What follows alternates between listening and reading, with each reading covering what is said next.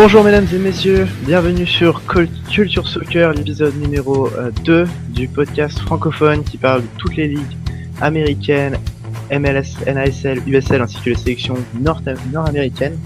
On est ravis de vous avoir pour ce second épisode. Aujourd'hui, au programme en entrée, on parlera des playoffs MLS, des équipes éliminées ou des matchs allés des quarts de finale. Et en pleine résistance, vous aurez le droit à un peu de NASL et finalement de la USL en parlant des finales de conférence et de la fin de saison. Aujourd'hui, on est avec Anthony MLS comme d'habitude. Salut, ça va bien Antoine? Tout va bien et toi? Oui, parfait, merci. On sent l'ambiance des séries de la MLS commence à monter. Là. Les équipes commencent à vraiment se démarquer quand que d'autres sont vraiment... Enfin, des favoris commencent à nous quitter. Ouais. Juste comme d'habitude, vous pouvez suivre Culture Soccer sur YouTube, sur Mixcloud, sur Instagram, ainsi que sur Twitter. Anthony, où est-ce qu'on peut te trouver?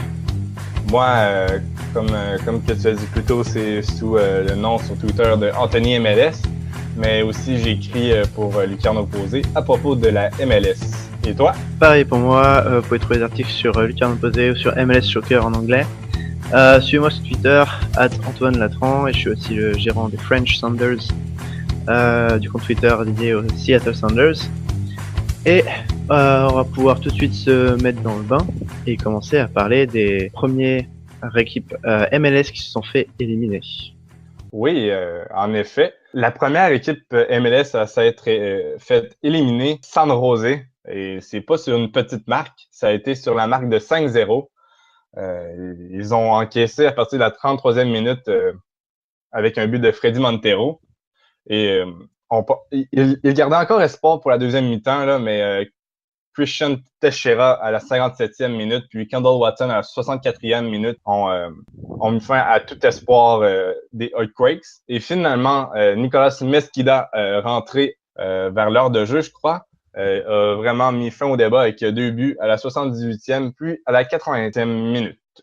Ensuite, la deuxième équipe à s'être faite éliminer est le Fire de Chicago à la marque de 4-0. Ils se sont fait éliminer par les Red Bulls de New York. Moi, de mon avis, j'étais certain que le match allait être beaucoup plus serré que ça. Je sais pas toi, Antoine. C'est assez surprenant. Enfin, Chicago, même, il me semble que Schweinsteiger était blessé. Mais Ouais, il était blessé. grosse surprise, c'est un des favoris dans l'Est, Chicago. Alors que San Jose, c'était un peu les outsiders. Peu de gens pensaient qu'ils allaient se qualifier. Ils avaient fait une saison pas terrible, mais alors Chicago, c'est vraiment très surprenant de les voir se prendre 4-0 à la maison. En effet, et encore plus incroyable, c'est la seconde équipe de l'Est à s'être fait éliminer, c'est Atlanta. Le match a été vraiment épique, il faut le dire. On dirait vraiment que le gardien de Columbus a écouté notre podcast parce que j'avais donné des éloges à Zach Steffen et il m'a répondu avec une panoplie d'arrêts, là.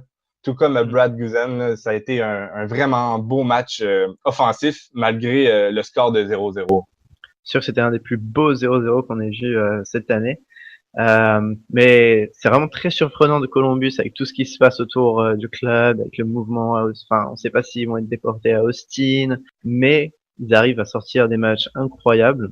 Alors qu'Atlanta, qu'on attendait vraiment au tournant et playoffs, s'en fait battre avec beaucoup de malchance aussi. Il y a eu beaucoup de poteaux. C'était un très très très beau 0-0. Et honnêtement, quand on voit le nombre de tirs, 23-18 pour Atlanta, c'est vraiment un match assez dingue. Ouais, c'était vraiment dingue.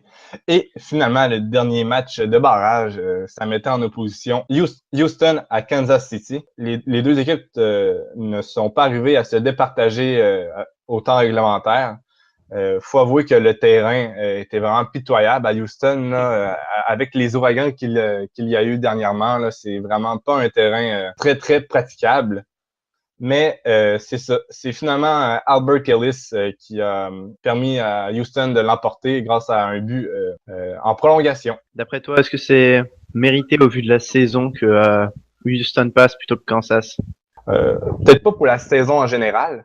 C'est sûr que l'absence de Tim Melia a vraiment été dévastateur pour SKC.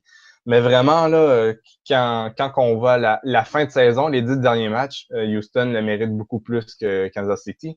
Houston, on se rappelle, c'était dans le peloton de 5 équipes vers le milieu de classement qu'on était pas sûr qu'ils allaient se qualifier. Et finalement, là, grâce à une belle saison, là, à la dernière journée, il était déjà qualifié. Là. Ouais, le début de saison était excellent à Houston, puis après ils ont eu un peu de mal. Mais ouais, après, je sais pas si Houston, enfin, vraiment, à mon avis, c'est un des outsiders de ces playoffs. Ça va être très dur à Portland.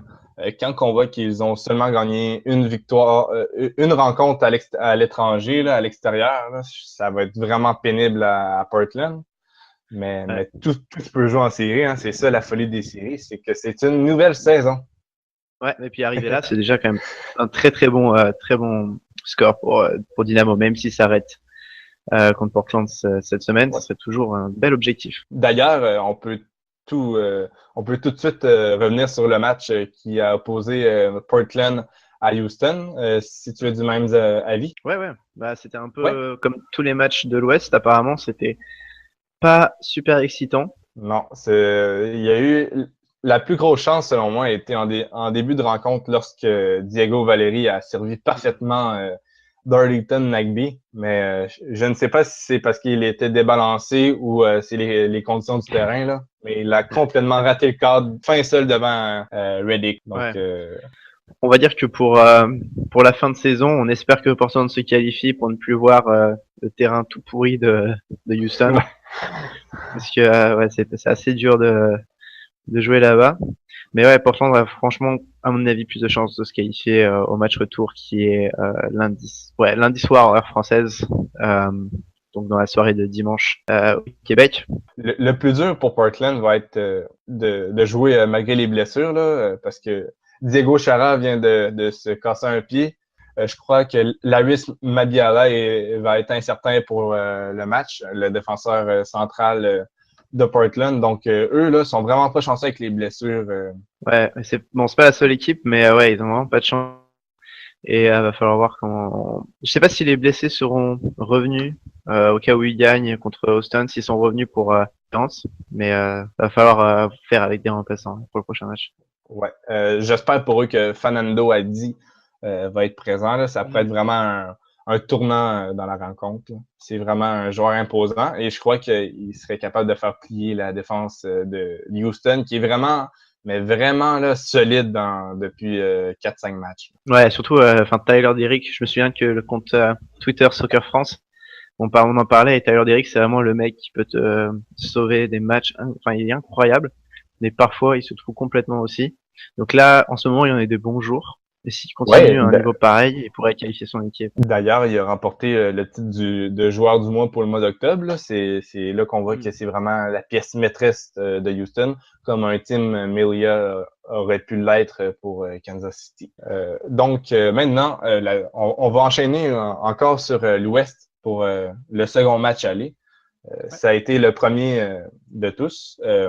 Les Whitecaps face à Seattle.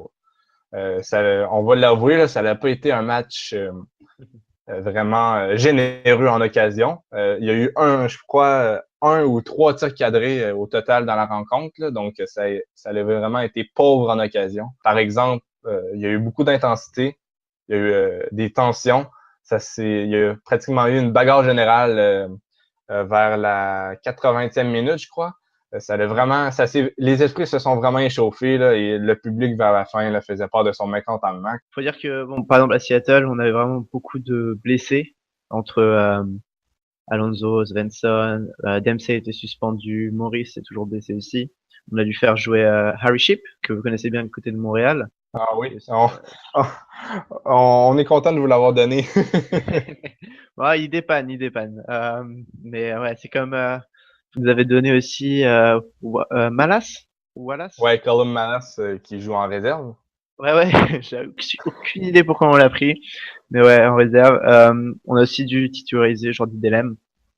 Donc c'était pas un match de dingue, mais on espère que retour avec Dempsey qui revient, ça va mettre un peu de punch à l'attaque et qu'on aura plus d'occasions de but. Ouais, c'est surtout que même si Seattle tire de l'arrière à peu près à la 75e minute, là, je crois que le Century Link Field au complet va être encore confiant. quand on voit que Seattle a su revenir au score maintes et maintes fois durant la saison à son domicile. Ouais, non, c'est clair. Après, il faudra faire gaffe à Montero, comme d'habitude. Ouais. Parce que cette saison, il nous a mis plusieurs buts pendant la saison régulière. Notre ancien de Seattle. Faire très attention à lui. Et en espérant qu'on ait plus de titulaires qui reviennent de blessure. Je crois que Maurice, c'est peut-être pas pour ce match-là, mais peut-être pour le prochain. Pareil pour Svensson. Donc voilà, on va voir. Parfait. Donc là, on va se tourner vers l'Est. L'Est, ça a été la seule conférence dans ces débuts de série qui réussit à marquer pour les matchs allés. Le match à New York a terminé sur une marque de 2-1 pour le Toronto FC. Le Toronto FC a réussi à marquer dès la 7e minute grâce à un bon pressing de Victor Vasquez et puis un bon travail de récupération de Michael Bradley, comme il sait si bien le faire. Ensuite, Vasquez a passé à Josie Altidore qui a su faire un bon geste pour éliminer son défenseur, puis centrer vers la surface de Luis Robles, qui a été obligé de repousser le ballon. Et Victor Vasquez l'a récupéré pour finalement effectuer un tir que Robles n'arrivait pas à stopper. Ensuite, tout juste avant la mi-temps, il y a eu un penalty pour New York, puisque Drew Moore, selon l'arbitre, avait fait chuter Bradley Wright Phillips. C'est Daniel Royer qui convertissait le penalty pour remettre les deux équipes à 1. D'ailleurs, j'étais surpris de voir Daniel Royer tirer le penalty. Pourquoi c'était pas Cleshton ou Wright Phillips? J'ai pas trop compris. Même, je me souviens plus trop du 11, là, mais je sais qu'à la fin de saison, c'était Gonzalo Veron qui s'exécutait. Il était remplaçant à ce match-là, donc c'était pour ça. Ok, c'est ça. Mais c'est bizarre qu'il y ait Wright Phillips ou Cleshton, mais pas. Oui. Faudrait peut-être te questionner Jesse March. Et finalement, le but de la victoire a été pour Toronto à la 72e minute. Un magnifique coup franc de Sébastien Giovinco, comme il a su si bien le faire durant toute la saison. C'était un très beau coup franc. Je crois qu'avec une victoire de 2-1, comme a fait le Toronto FC, là, ils vont arriver confiants au BMO Field et je vois très mal les Red Bull gagner à Toronto, puisque Toronto a seulement perdu un match à domicile cette saison et c'était face au rival montréalais dans une défaite de 5-2 à la fin de saison. Ouais. Ah, c'est un très beau match d'ailleurs, le 5-2. Je sais pas d'où Montréal l'avait sorti, mais c'est très beau. Mais ouais, le New York Red Bull, c'est un peu dommage pour eux parce qu'il y a quand même pas mal d'occasions à ce match-là, mais il y avait tellement d'erreurs techniques, tellement de mauvaises passes, de dribbles nuls, de mauvaises décisions. C'était assez impressionnant de voir ça en série. Même du côté de Toronto. Le seul New York Red Bull, le seul gars qui m'a vraiment surpris, c'était Perinel, qui a fait des passes à la Pirlo de temps en temps pendant le match. Il a sorti des ouvertures incroyables. Mais bon, même défensivement, c'était pas ça. Mais ouais, donc il y avait quand même deux Français qui ont joué, hein. Perinel et Vincent Bescourt qui l'a remplacé d'ailleurs en fin de match. Ouais, le Français qui a très bien fait en USL lors de la saison régulière, mais justement, grâce à ses bonnes performances, il a pu avoir une promotion et être dans le 18 des Red Bulls. Ouais, donc Cocorico, vive la France. Et ouais, mais je pense que Toronto est en effet mieux armé pour avoir la victoire au match retour. Effectivement. Et finalement, le dernier match de ces matchs allés a été Columbus qui recevait le NYCFC. Pour plusieurs experts MLS, l'avantage était pour New York City FC. Mais on a eu une bonne surprise dans l'état de l'Ohio, puisque dès la 6e minute de jeu, c'est Ola Kamara qui faisait la différence pour permettre à son équipe de prendre les devants. Le score à la mi-temps était encore de 1-0, donc on pensait que New York allait pouvoir revenir. On sait, avec ces armes offensives, là, c'était pratiquement sûr qu'ils allaient pouvoir revenir. Malheureusement pour eux, Alexander Callens a fait vraiment là, un geste idiot. Il est arrivé dans la surface et a donné un coup de coude dans le visage à Justin Meram. Et après la reprise vidéo, ça lui a valu un carton rouge. Donc, en plus de d'être mené d'un but, là, le NYCFC était à court d'un homme. Et à partir de ce moment, c'est là que les choses ont dégringolé. Arthur a marqué à la 58e minute, Justin Meram à la 69e. David Villa a permis à son équipe de revenir au score quelque peu. Mais finalement, Harrison Afful a marqué dans les arrêts de jeu. Là. Donc, le match a terminé 4-1. Je serais vraiment surpris de voir le NYCFC revenir dans ces séries. Là.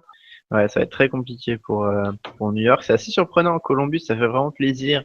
C'est très impressionnant de voir Columbus alors qu'il y a tellement de problèmes avec la ligue, qui vont peut-être se faire bouger à Austin. Il y a tout le hashtag Save the Crew qui a envahi Twitter. C'est très impressionnant de le voir premièrement virer Atlanta, puis là ils vont peut-être éliminer New York City FC. Ce serait vraiment très sympa, une très belle histoire qui gagne la ligue ou au moins la conférence Est. Mais moi, la gravité du score m'a quelque peu surpris. Mais vraiment, la victoire du Crew, ça m'a pas vraiment surpris quand on voit que durant les 10 derniers matchs, ils n'avaient perdu 0 rencontre.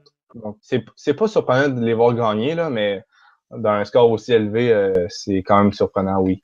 En tout cas, on a bien fait de mettre Justin Meram dans nos équipes de l'Est, vu qu'il a marqué quand même un but, et puis une belle passe décisive. Et on aurait dû mettre Zach Stephen, parce que j'en avais parlé. C'est vrai. Et en plus, là, Chen Johnson, il s'est un peu trouvé sur le premier but de Columbus. Et c'est ça, là, parce que Zach Stephen, là, je reviens sur lui, on dirait que je fais une fixation, là, mais a quand même fait face à 19 tirs dans cette rencontre, même s'il y en a eu seulement 3 de cadrés, là, mais il a fait les arrêts quand il le fallait. Ouais, il a été décisif, c'est clair. Parfait. Donc, on a fait le point MLS. On serait rendu à la NASL, puisque on vous le rappelle, c'est les playoffs qui commencent très bientôt. Donc, Antoine, est-ce que tu veux en parler un peu? Ouais, alors déjà, il faut dire que la NASL, c'est un peu le bazar en ce moment. On le disait dans notre segment, il était une fois en Amérique la semaine dernière. Et ça continue toujours. Hier, il y a eu la première audition des procès qui vise la Fédération américaine de soccer, car la NASL l'accuse de donner trop de pouvoir à la MLS et la USL. Et malheureusement, on ne sait toujours pas si la NASL va recommencer l'année prochaine. Un des 8 clubs, le San Francisco Delta, ont annoncé qu'ils ne reviendront pas l'année prochaine. Et un autre club, le North Carolina United, a annoncé qu'il passerait en USL. Donc c'est assez problématique. Selon les lois, il faudrait que la NASL ait 12 équipes pour pouvoir continuer l'année prochaine. Apparemment, il y en aurait 6 qui seraient en préparation, mais on a du mal à croire ce chiffre. C'est le patron de la NASL qui a dit que 6 équipes pourraient les rejoindre l'année prochaine, mais bon, il y a des rumeurs qui parlent de Détroit, Atlanta ou Nouvelle-Orléans, mais les 2 clubs qui sont confirmés pour l'année prochaine pour le moment, c'est à Orange County et à San Diego. Donc c'est un peu le bazar. Dans ce contexte assez étrange, les playoffs débutent très bientôt. Il y a 8 équipes et les playoffs s'appellent The Championship en NASL. Pour faire simple, la saison de NASL est divisée en 2 saisons, la Spring Season et la Fall Season. Et les 2 gagnants de ces 2 saisons passent en playoff. Ensuite, les 2 meilleurs sur les 2 saisons combinées sont aussi qualifiés pour The Championship. Cette saison, pour la première fois, le Miami FC a gagné les 2 saisons, la Spring et la Fall, avec plus de 10 points d'avance pour la Spring Season. Et la Fall Season, il a gagné un peu au dernier moment.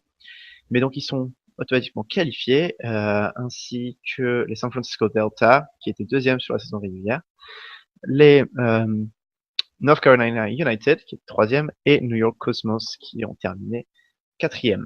Pour vite fait faire un point sur les équipes éliminées, du côté de chez toi, Anthony, au Canada, il y avait le FC Edmonton, la seule équipe canadienne de la NASL. Pour ceux qui ne la connaissent pas, il y a un ancien joueur de Newcastle appelé Tommy Ameobi là-bas. Donc il y avait des bons mauvaises, mais bon, il y avait un bon joueur qui s'appelait Correa, un milieu créateur, mais il a annoncé son départ. C'est aussi le problème de la NASL. En ce moment, beaucoup de joueurs annoncent leur départ parce qu'ils savent même pas si la ligue continuera l'année prochaine. Et donc, le FC Edmonton a pas une excellente saison, tout comme Porto Rico FC, qui, à cause des problèmes d'ouragan, ils ont joué pas mal de matchs à l'extérieur. C'était vraiment pas ça. Une saison très pauvre. Pareil pour les autres équipes éliminées. Donc, Indy 11, il avait une très bonne saison l'année dernière. Cette saison, ils passent pas en playoffs, ce qui est vraiment dommage, parce qu'ils avaient une C'est l'équipe qui a tiré le plus de foule avec 8000 supporters par match. Donc vraiment dommage de pas les voir aller plus loin. Et finalement, Jacksonville Armada, qui ne se qualifie pas non plus pour les playoffs, malgré une très très bonne saison de Jack Blake, un milieu offensif anglais qui a 9 buts et des joueurs de doute. Mais voilà, 4 équipes qui sont éliminées. Et donc dans ces 4 équipes, normalement, elles restent toute l'année prochaine en NASL si la NASL continue. Ouais, et je pense que si la NASL continue, ces 4 équipes-là, s'ils restent en NASL, là, ils vont avoir un rôle à jouer dans cette NASL, on pourrait dire 2.0. Ça va être des équipes avec déjà de l'expérience. Ouais. Comme Puis, Edmonton, c'est pas la pire équipe en niveau défense. Ça a accordé 42 buts, mais c'est surtout niveau offensif que ça a vraiment peiné avec un total de seulement de 25 buts. Là, donc, je crois que c'est... Ouais, vraiment. Donc, je pense que ces 4 équipes-là, là, l'année prochaine, vont vraiment avoir leur mot à dire sur la compétition. Ouais. Même si, par contre, si la NSL disparaît encore dans ces équipes, il y aura quand même pas mal de bons joueurs à prendre en MSL ou en USL. Si les équipes veulent venir piocher, par exemple à Edmonton, le gardien Tyson Fargo, c'est un international moins 20 ans au Canada. Et il a été appelé pour la première fois de cette saison avec l'équipe première, même s'il n'a pas joué. C'est un des joueurs que la MLS ou la USL pourrait piocher si jamais son équipe disparaît. Je vais passer sur les équipes qui sont qualifiées. On va commencer avec la 4e, les plus connus sûrement médiatiquement, les New York Cosmos qui sont qualifiés fin de saison avec un match impressionnant face à Porto Rico où ils perdaient 1-0 à la 50e. Le match s'est fini sur un 5-2. Oui, je l'ai vu. Là. Quel match de Emmanuel Ledesma. Là. Ça, c'est un joueur que les équipes de USL ou MLS devraient s'intéresser. Là. Il est tellement fort techniquement. Là. C'est vraiment beau à voir. Ils l'ont bien recruté. Il a joué quand même en Angleterre ou en Italie. C'était une très belle pioche. Après, le problème de Cosmos, c'était déjà de perdre 1-0 contre Porto Rico, qui est une des équipes les plus faibles de la ligue. Donc, ils sont parfois très mauvais contre les mauvaises équipes, alors qu'ils affrontent. Ils ont perdu beaucoup de points contre des équipes plutôt moyennes, alors qu'ils gèrent bien les gros duels. Ce qui est bon chez eux, leur point fort, c'est qu'ils ont vraiment un pouvoir offensif assez puissant. Ils ont 5 joueurs qui ont plus de 5 buts, pas mal de bons attaquants. Et ils ont, par exemple, on peut parler de Mendes aussi, leur capitaine qui prend leur retraite cette année, qui était très importante la saison et qui aimerait bien finir sa dernière saison professionnelle sur une victoire. Et leur goalkeeper Jimmy Moore, qui apparemment a quelques touches en MLS, donc ça va être très intéressant de le voir en playoff. Le gros problème des Cosmos, c'est leur avenir, tout comme la NSL, ils ont eu des problèmes financiers toute l'année. Et donc, même si la NASL survit, il faudra vraiment qu'ils revoient leur système financier parce qu'ils ont de gros problèmes. On parle des Red Bulls qui ont voulu racheter la marque Cosmos, on parle des New York City FC qui a essayé de racheter le club pour le faire arrêter.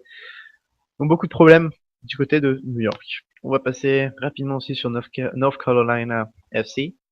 C'est pas l'équipe la plus intéressante à voir cette année. Ils ont quand même quelques bons joueurs comme Al-Badawi, qui est second en termes d'actions créées, qui est pas mal aussi suivi en MLS.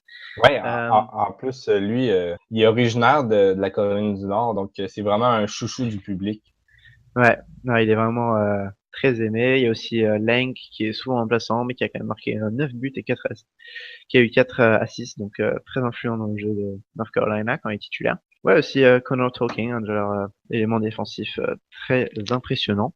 Mais comme j'ai dit, ils vont avoir du mal à jouer à l'extérieur cette saison pour les derniers matchs, parce qu'ils sont détestés par tout le monde en NASL, vu qu'ils ont décidé de bouger en USL pour l'année prochaine. Leur propriétaire, Steve Malik, là, c'est un des plus détestés depuis ses déclarations là, dans la NASL.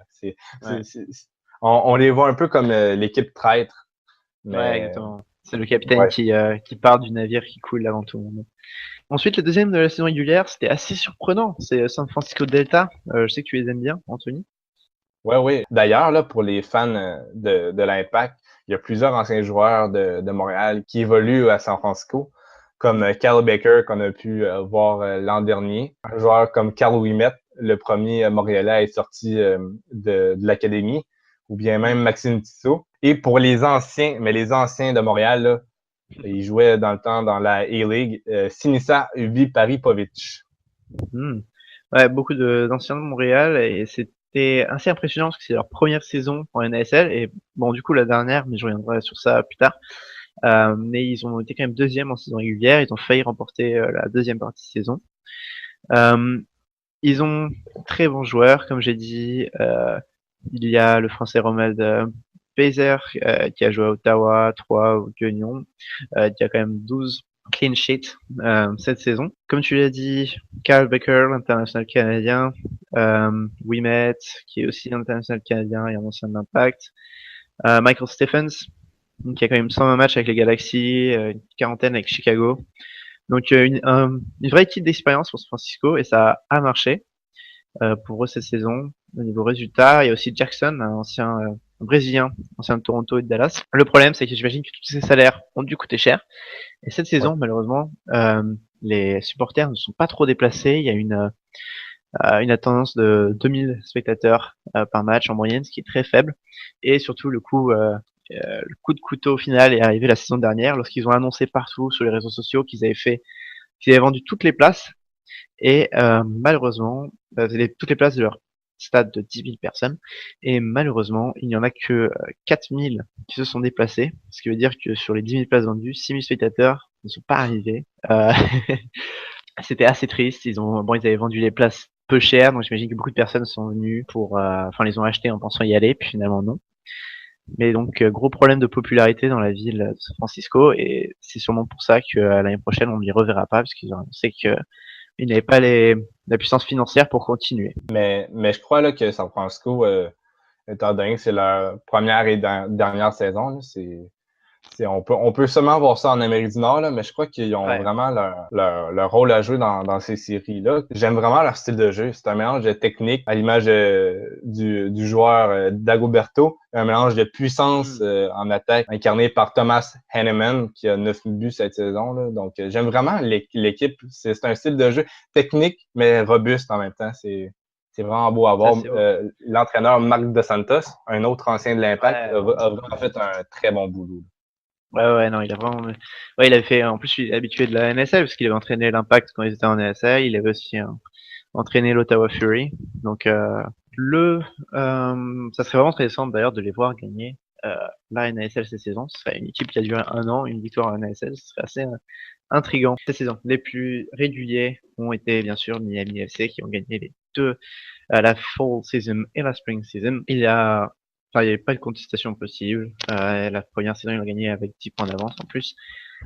Ils ont un effectif super bon. Miami, donc on parle beaucoup de Poku, par exemple, l'ancien de New York City FC. Mais il y avait beaucoup d'autres joueurs à suivre cette année. Stefano Pino, qui a quand même marqué 17 buts. Lui qui était déjà le meilleur buteur de la ligue en 2015 avec Fall Lauderdale Striker, mais qui était disparu depuis.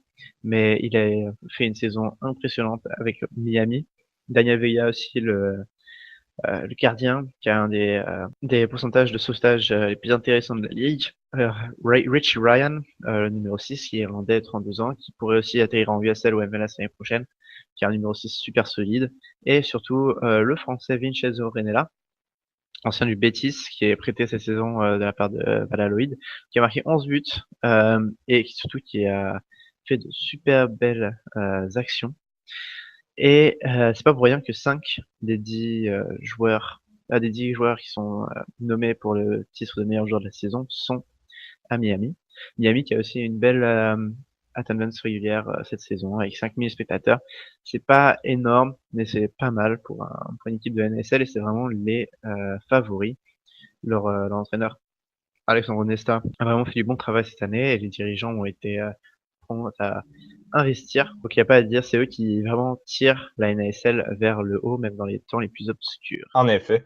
En plus, c'est vraiment une équipe tournée vers l'offensive avec 61 buts marqués. Mais c'est aussi très solide défensivement, puisque c'est la meilleure défense et la meilleure attaque. Donc, j'aime vraiment.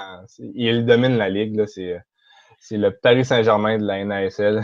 Ouais. Alors, s'il y avait vraiment une équipe de NASL qui aurait peut-être le niveau pour se à la MLS, c'est vraiment Miami FC. Enfin, ça serait génial qu'ils s'allient avec Beckham pour le projet MLS, mais je suis pas sûr que la fédération aimerait voir ça se réaliser. Mais on l'a vu là, en US Open Cup, là, ils ont fait un beau parcours.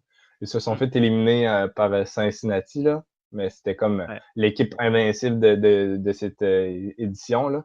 Mais aussi, qu'est-ce que j'aime beaucoup de Miami, c'est qu'ils sont vraiment réalistes devant les buts. Là. C'est un taux de conversion de 19%. C'est vraiment le plus élevé dans la ligue. Là. Donc, j'ai rien à dire sur Miami. C'est dur de leur trouver un défaut. Là. Ouais, non, leur attaquant Pinho est vraiment le sort de Nikolic de la NASL. Il a vraiment toute la saison, il était excellent. Le seul souci, c'est l'avenir de la ligue, hein, parce qu'en plus, bon, les playoffs, il y a Miami qui se déplace, il me semble, contre New York Cosmos et ensuite San Francisco à North Carolina. Et donc on voit mal Miami perdre cette fin de saison. Le problème, c'est que tout le monde parle plutôt de ce qu'il y a en dehors du terrain et du procès contre la fédération américaine, de l'avenir de la ligue, si San Diego va venir ou non, si les 6 équipes sont sérieuses, les 6 équipes d'expansion sont sérieuses ou non. Donc beaucoup d'actualités à voir après la saison et on verra si la NASL peut survivre une année supplémentaire, mais s'ils le font, il faudrait vraiment qu'ils trouvent une nouvelle dynamique, parce que là, depuis leur création, chaque saison, il y a 2 ou 3 équipes qui partent, 2 ou 3 équipes qui reviennent, donc c'est assez brouillon. Et puis aujourd'hui, les équipes qui s'inscrivent en NASL ont aussi le rêve d'arriver en MLS, et donc beaucoup préfèrent aller directement en USL, ce que va faire North Carolina. Ils passent en USL pour avoir une chance d'arriver en MLS, parce que le mouvement de la NASL à la MLS est assez rare. Ouais, et moi, la plus grande question que je me pose, c'est pas seulement est-ce qu'ils vont revenir pour une prochaine année, mais est-ce qu'ils vont finir par être certains de rester pour au moins 5 ans? Parce que c'est vraiment pas pour intéressant pour un joueur de se dire je m'en viens dans une équipe pour seulement 1 an. C'est pour ça qu'il y a beaucoup de joueurs ont résilié leur contrat parce que parce qu'ils savent pas s'ils vont jouer l'année prochaine, quoi.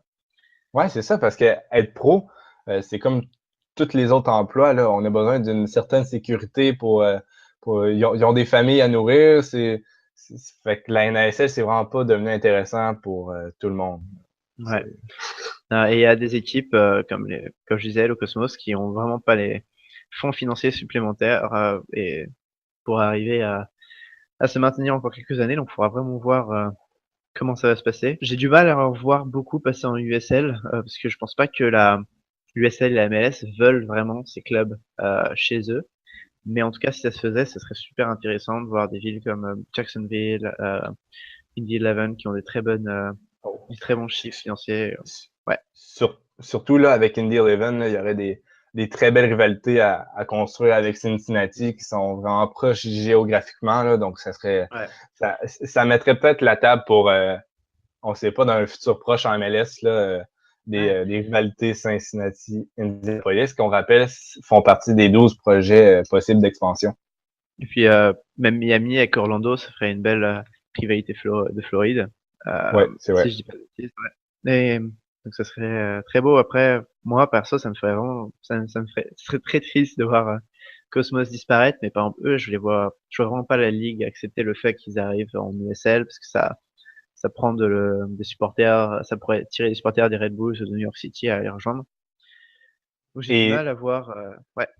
Et c'est tout simplement impossible qu'on convoque la branche marketing de la MLS a aidé des clubs new-yorkais à racheter le Cosmos, là. Fait que il serait vraiment d'une incroyable contradiction de vouloir les amener en USL. Et même, je pense que le Cosmos, pour une question de principe, aime mieux s'arrêter là qu'aller en USL, là.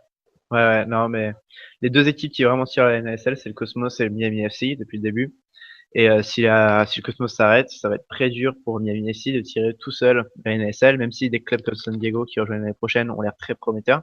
Ça va quand même être très dur pour eux de faire tout ça. Donc on va voir comment le procès se passe et ça serait génial que la NASL se mixe bien avec la USL, mais on en doute beaucoup. En effet, pour elle, le futur semble tout de même sombre pour la NASL. Et on peut commencer à parler un peu d'USL maintenant.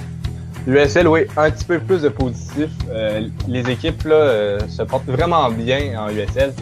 J'ai vraiment aimé mon expérience de regarder les séries cette année en USL. Premièrement, je vais vous expliquer comment les séries marchent en USL. C'est une série d'élimination directe. Donc, on commence en huitième finale. C'est les 8 meilleures équipes du classement dans chaque conférence. C'est un peu comme la MLS. Un nombre donné d'équipes sont qualifiées pour chaque conférence. Donc, pour la USL, c'est les 8 premiers. Ils font des matchs de huitième de finale pour ensuite espérer remporter le titre qui met en vedette les champions de l'Est face aux champions de l'Ouest. Donc, cette fin de semaine, là, c'est la finale de conférence. Donc, on est quand même bien entamé Juste en USL. avant de commencer avec les équipes, on rappelle quand même à tout le monde que si vous voulez vous intéresser à l'USL, la plupart des matchs sont transmis en direct sur YouTube. Oui, l'intégralité, et même si vous pouvez pas les regarder en direct, là, ils sont en rediffusion gratuitement sur YouTube. Donc, si par exemple vous êtes supporter de Kansas City, ils ont leur propre équipe réserve, les Swope Park Rangers. Donc, c'est vraiment intéressant de voir les joueurs de demain dans votre effectif. Ouais. Si vous êtes Oui? un fan de, par exemple, votre bon joueur Malas, et que vous voulez le voir, non, c'est Wallace, Malas? Putain, je sais même plus. Malas, mais là, sa saison est terminée. Ouais, mais si vous êtes un bon supporter de Malas, vous pouvez revoir tous ces matchs Oh sur oui. YouTube avec la réserve de Seattle. Ou bien, là il ne joue plus, mais Didier Drogba avec Phoenix. Mais là, on va Ouais, pas dire tous les noms qu'on connaît. Là, le podcast va durer des heures et des heures. ouais, c'est ça. Donc, à l'ouest, ça a commencé avec Sacramento, la ville californienne.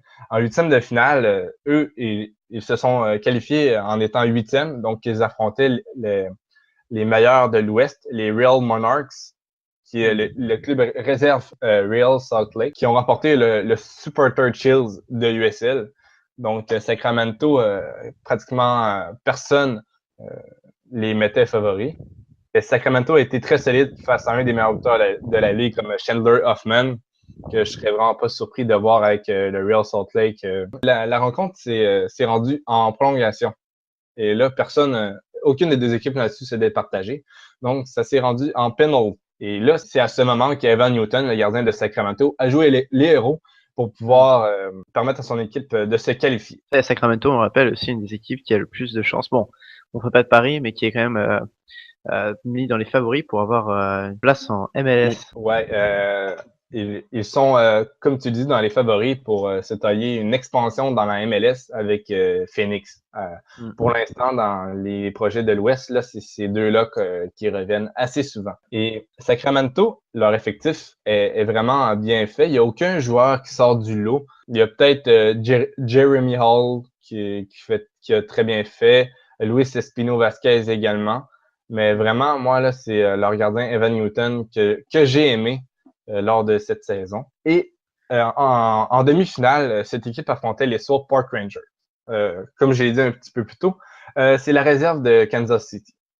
Eux, ils ont eu la lourde tâche de sortir le Phoenix Rising de Didier Drogba. La particularité de ce match, c'est que ça s'est joué sur 2 jours, puisqu'ils ont fait une première mi-temps, mais à cause de la grosse pluie qui s'abattait sur Kansas, ils ont dû interrompre le match pour le recommencer en après-midi le lendemain. Donc, à cause de l'état du terrain, le score a terminé sur un score de 0-0.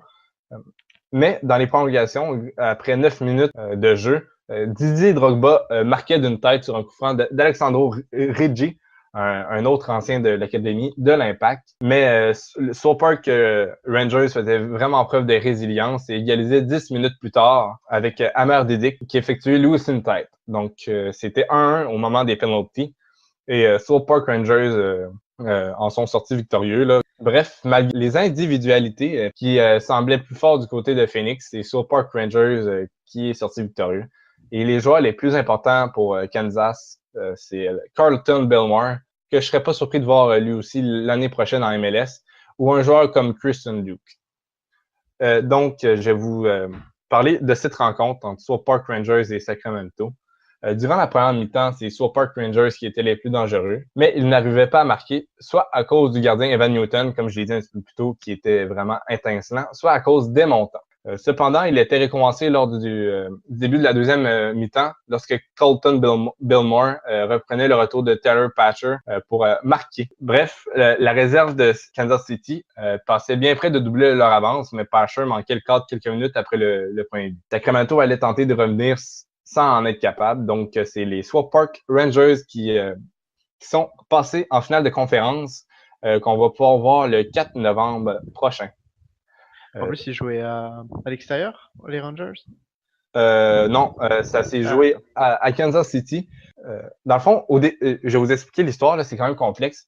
Le terrain où est-ce que jouent les Swope Park Rangers n'était pas assez bien pour les demi-finales. Donc, au départ, Sacramento annonce on va accueillir la rencontre. La USL l'annonce également. Et environ 48 heures plus tard, finalement, les Swope Park Rangers ont annoncé qu'ils allaient présenter le match au Children's Mercy Park, puisque la saison de l'équipe première était terminée. Donc, finalement, ça s'est échangé le domicile, mais ça s'est joué au Children's Mercy Park.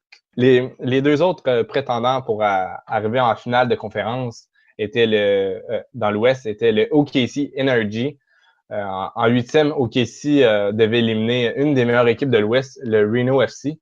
Ce qu'ils ont réussi grâce à un but de Wolves tout juste avant la mi-temps.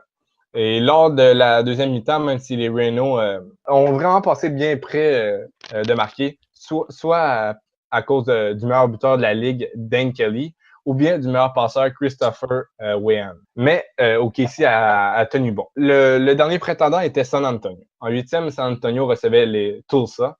San Antonio avait l'ambition de se rendre loin en série, puisque ça fait partie des projets d'expansion pour la MLS.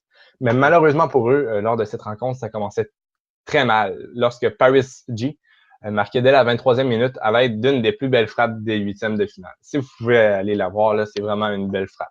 Pour revenir à ce match, San Antonio rentrait au vestiaire mené 1-0, mais tout allait changer en deuxième mi-temps. À la 61e, César Elizondo marquait en déviant le tir de Dowen Garden. Et finalement, la rencontre s'en allait vers les prolongations, mais San Antonio avait l'opportunité de clore les débats grâce à un penalty. Et oui, ça a vraiment été une fin de match épique, puisque dans les arrêts de jeu, un joueur de San Antonio a été fauté dans la surface de Tulsa. Donc, c'est Ever Guzman qui avait l'opportunité de qualifier son équipe et il l'a fait. Donc, la foule a éclaté de joie et les joueurs de San Antonio étaient bien contents, mais ceux de Tulsa bien mécontents. Finalement, la demi-finale de conférence de l'Ouest, ça s'est joué entre San Antonio et OKC. Et dès la 7e minute de jeu, César Elizondo, buteur dans les quarts, comme je l'ai dit un petit peu plus tôt, marqué grâce à un tir d'un défenseur qu'un défenseur faisait dévier. Et le match semblait se tourner vers une victoire tranquille de San Antonio 1-0 grâce à Diego Restrepo, le gardien de San Antonio qui était étincelant, mais là, il faut que je redise son nom. Wow! Wow, je sais tout comme face au Reno, jouait les héros en marquant de la tête. OKC remporta le match allait en prolongation et OKC remportait la séance de penalty grâce à une excellente performance de son gardien CJ Cochran. Est-ce que OKC est relié avec aucune équipe de MLS? Non, c'est pas un club réserve. Par exemple, ils ont peut-être une affiliation quelconque, là, mais malheureusement, je suis pas vraiment informé de OKC. C'est pas une équipe qui m'a tapé dans les yeux, là. Je dois avouer que dans l'Ouest, un de mes coups de cœur, c'est Sacramento, là, que j'aime bien et que aussi on risque de voir en MLS prochainement. Et ouais, et surtout, OKC, j'avais vu que le dernier joueur du mois était de OKC, Angulo, qui apparemment a mis quand même 6 buts en octobre avec 3 assists. Oui, pour vrai, OKC vont vraiment être à surveiller, là. Mais c'est ça, s'ils sont prétendants pour le titre, même si ça va être quand même difficile d'éliminer les Swope Park Rangers qui pourraient être en finale de la USL pour la deuxième année d'affilée. Et maintenant, du côté de l'Est, le premier match de demi-finale opposait Louisville à Rochester. Louisville, pour pouvoir recevoir Rochester, avait dû éliminer Bethlehem Steel, la réserve de Philadelphie. Ils l'ont fait avec brio grâce à des buts de Tarek Morad qui a effectué un doublé, Luke Spencer et Brian Ownby. Moi, un joueur que j'aime bien dans Louisville, c'est Mark Anthony Kaye. C'est un membre de la sélection canadienne qui est allé à la Gold Cup. Et aussi le gardien Gregory Ransing. Je serais pas surpris de voir des équipes MLS vers lui. Et Rochester, pour pouvoir s'amener à Louisville, ont dû éliminer Charlotte.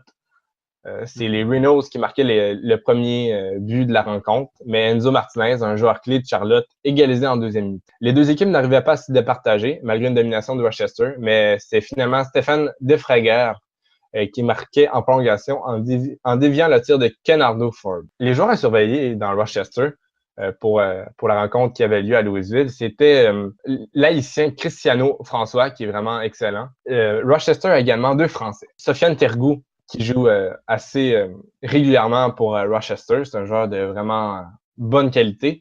Et Ryan Boukemia, que lui, malheureusement, il est blessé, donc il n'a pas pu... donc, lors de la demi-finale, c'est Louisville qui recevait Rochester, comme je l'ai dit plus tôt. Et c'est Rochester qui s'est fait la première chance de marquer. Mais Jordan Dover, seul devant le gardien, après une belle percée, n'arrivait pas à cadrer sa frappe. Donc, lui, je pense qu'il a dû s'en vouloir puisque les deux équipes s'échangeaient les occasions.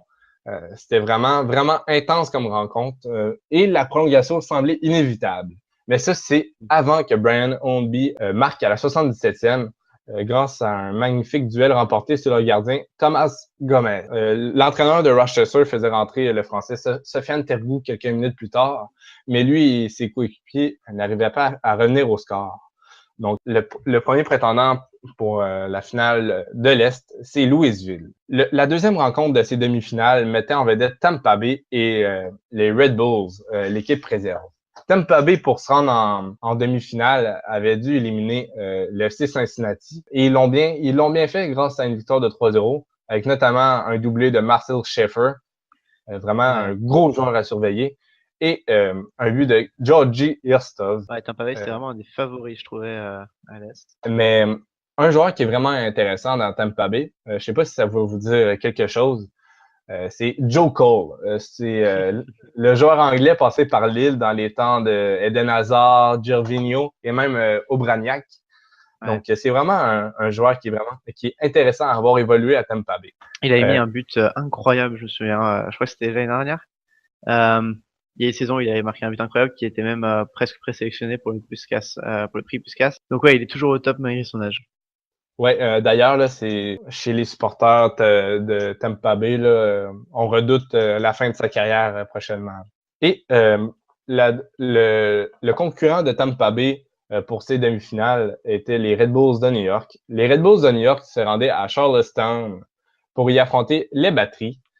New York a fait qu'une bouchée de Charlestown avec une victoire de 4-0 grâce à des buts de Stefano Bonomo, Ethan Cutler, Benjamin Mines et finalement du français Florian Vallo. Le score reflète la performance new-yorkaise. Les éléments clés pour New York comme Stefano Bonomo, Florian Vallo et Junior Flemings ont vraiment répondu présent. Il y avait dans le passé Vincent Bézécourt, mais le français, comme je l'ai dit plus tôt, a fait le saut dans l'équipe première. Et pour l'année prochaine, je ne serais vraiment pas surpris de voir Stefano Bonomo en tant que remplaçant à Bradley Wright Phillips parce qu'il enchaîne les bonnes performances. Et j'aimerais aussi bien voir Florian Vallo dans l'effectif new-yorkais. Bref, dans la demi-finale de conférence qui opposait les deux équipes, à la 26e minute, Georgi Irstov récupérait un ballon dans la surface à la suite d'un tir bloqué et ne manquait pas pareille occasion pour donner les devants en son équipe. Donc, Tampa Bay a pris les devants très tôt dans le match. Mais les Red Bulls allaient revenir grâce à Stefano Bonomo. Comme je vous dis, il fait vraiment la différence dans cette équipe. Donc, c'était 1-1. Le match se rendait en prolongation. Et c'est Florian Vallo qui servait parfaitement dans le centre Stefano Bonomo après seulement 3 minutes de prolongation. Et ça, c'était fatal pour les Roadies qui n'allaient pas revenir au score. Et les Red Bulls allaient se qualifier pour les finales de conférence. Donc, je vous le dis, là, cette fin de semaine, là, si vous n'avez rien à faire, en plus, il y a 0 match de MLS le 4 novembre. Écoutez la finale de l'Est entre Louisville et les Red Bulls de New York. une revanche pour Louisville qui s'était fait éliminer au penalty avant que les Red Bulls gagnent la Coupe en finale. Donc, ils se sont rencontrés, les deux équipes, l'an dernier, au même stade de la compétition, là. Donc, ça va être vraiment intéressant. Et de l'autre côté, dans l'Ouest, c'est OKC qui affrontera Swope Park Rangers. Et Swope Park Rangers tentera d'atteindre la finale pour une deuxième année de suite et cette fois-ci, soulever la Coupe USL. Donc, ça clôt le chapitre USL. C'est vraiment intéressant. Le monde a peut-être un préjugé sur le soccer aux États-Unis et tout. C'est sûr que la USL, c'est un niveau au-dessous de la MLS, là, mais c'est vraiment intéressant de voir les futurs joueurs qui pourraient faire leur chemin vers la MLS. Et surtout, il y a souvent de nouvelles équipes ou des équipes qui commencent à s'affilier avec des équipes MLS, donc c'est très intéressant à voir évoluer. Est-ce que toi, tu as une équipe coup de cœur en USL? Enfin, j'adore Sacramento, mais c'est surtout parce que j'adore. J'ai regardé pas mal de reportages sur ces fans et sur leurs possibilités d'expansion. Mais comme je disais, en NASL avant, j'adorais aussi Tampa Bay Rays du temps où ils y étaient. Donc j'étais très déçu de les voir se faire éliminer. La perfection pour toi aurait été une finale, Sacramento, Tampa Bay. J'espère que ces deux-là vont se retrouver en MLS. Pareil pour Phoenix, bon, c'est un peu con, mais forcément, quand tu vois qu'il y a Drogba ou Sean Wright Phillips, t'as envie de t'intéresser à eux. Surtout quand on voit que Phoenix a des projets d'agrandissement de stade, Sacramento a mis la première pelle dans la terre très récemment. Tampa Bay qui veut agrandir le Howell Lang Stadium. Donc, c'est vraiment là, intéressant à voir tous ces plans et ces projets d'expansion. Ouais, pour ceux qui s'y connaissent un petit peu en musique, je sais pas si vous connaissez le DJ Diplo, mais c'est un des propriétaires de Phoenix, entre autres. Donc, ouais, c'est toujours intéressant de voir qu'il y a aussi pas mal de célébrités américaines qui ont envie de se voir, de voir le soccer évoluer aux États-Unis. Oui, c'est vrai, c'est vraiment à surveiller dans les prochaines années, là. Même en USL, il y a des projets de montée, de descente, parce que faut pas oublier qu'il y a une USL Division 3. Donc, ça serait vraiment intéressant là, de voir au moins une montée-descente pour voir si ça marche avec le marché américain entre les équipes de USL. Ouais, c'est très bien. Ouais, on va passer à un moment qui était une fois l'Amérique, ça te dérange pas? Ah oui. Bah, si tu veux, je te donne la main, tu peux commencer. Parfait. Moi, ça a un lien avec deux des trois sujets qu'on a parlé aujourd'hui, c'est-à-dire la USL et la MLS. Moi, j'aimerais ça, l'idée des éliminations directes. J'aimerais ça voir ça en MLS durant toutes les phases éliminatoires. Parce que on s'entend, avec les barrages, on s'est vraiment éclaté. Il y avait des buts, les équipes étaient vraiment motivées. On a eu un des meilleurs matchs de la saison et des dernières saisons MLS avec Atlanta et Columbus. Donc, on voit que vraiment, c'est plus intense. Et c'est surtout que, je vais l'avouer, là, les matchs allés MLS, j'ai été beaucoup plus excité avec des matchs de USL. Vraiment, là, les éliminations directes, là, on dirait que ça change tout dans la motivation des joueurs. Ils se disent pas on va avoir 90 minutes, faut défendre. Non, c'est le meilleur au classement accueille son concurrent et pour elle, c'est 90 minutes pour faire la différence. Et ça, j'aime vraiment ça et ça crée vraiment là, des matchs à haute intensité. C'est vrai que c'est très sympa à voir. Le problème, c'est que je vois mal la MLS. Parce qu'en fait, les matchs aller-retour, ça favorise plutôt les équipes qui ont été bonnes toute la saison et il y a moins de surprises. Mais je vois mal la MLS changer pour avoir moins de matchs, donc moins de revenus. Non, je suis d'accord avec toi. Je vois mal la MLS faire ce changement. Et c'était vraiment avec les 3 premiers matchs des matchs allés, là, ça m'avait vraiment là, mis. Je pense que tout le monde est d'accord avec moi, c'était des matchs de piètre qualité. C'est sûr que Columbus a tourné la balance un peu, là, mais le problème, c'est peut-être aussi qu'il y a des matchs aller-retour un petit peu trop tôt dans la compétition. Peut-être qu'il faudrait peut-être les mettre à partir de la finale de conférence ou je sais pas trop quoi. Ouais. Mais parce que s'ils permettent les éliminations directes en finale, je vois pas pourquoi ils diraient non pour toute la compétition. Parce que ça fait qu'au final, au barrage, c'est des éliminations directes. En finale, c'est des éliminations directes.